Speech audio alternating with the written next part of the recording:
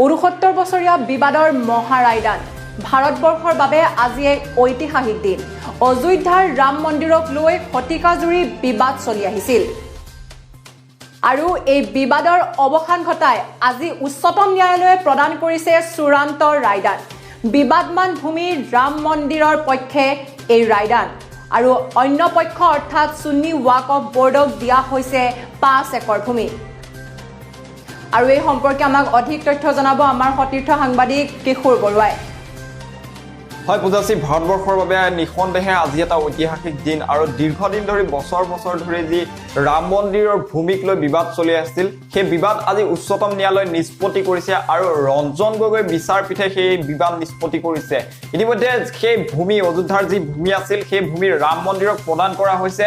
লগতে যি সুন্নী ৱাকফ বোৰ্ড আছে সেই বোৰ্ডক ৫ একৰ ভূমি প্ৰদান কৰিছে উচ্চতম ন্যায়ালয়ে আৰু সেই ৫ একৰ ভূমিত মছজিদ নিৰ্মাণ কৰিবলৈ আহ্বান জনাইছে উচ্চতম ন্যায়ালয়ে। আৰু এই ৰায়দানৰ পিছতে এতিয়া দেখা গৈছে বিভিন্ন নেতাই প্ৰতিক্ৰিয়া প্ৰকাশ কৰিছে আৰু প্ৰধানমন্ত্ৰী নৰেন্দ্ৰ মোদীয়ে এই ক্ষেত্ৰত প্ৰতিক্ৰিয়া প্ৰকাশ কৰা আমি দেখিবলৈ পাইছো। টুইট যোগে প্ৰধানমন্ত্ৰীগৰাকীয়ে জনাইছে যে এয়া কোনো জয় বা পৰাজয় নহয়, এয়া এক আইনী প্ৰক্ৰিয়াহে মাত্ৰ। আৰু এই ক্ষেত্ৰত সমগ্ৰ দেশবাসীক প্ৰধানমন্ত্ৰীগৰাকীয়ে আহ্বান জনাইছে যাতে শান্তি সুৰক্ষা অক্ষুণ্ণ ৰাখে, তাৰ প্ৰতি সকলোকে সতৰ্ক হৈ থাকিবলৈ প্ৰধানমন্ত্ৰীগৰাকীয়ে অনুৰোধ জনাইছে। আৰু এই ক্ষেত্ৰত আমি ক'ব লাগিব যে উত্তৰ প্ৰদেশ প্ৰশাসনে সষ্টম হৈ আছে, যিকোনো ধৰণৰ পৰিস্থিতিৰ মোকাবিলা কৰিবৰ বাবে সষ্টম হৈ আছে উত্তৰ প্ৰদেশৰ আৰক্ষী প্ৰশাসন।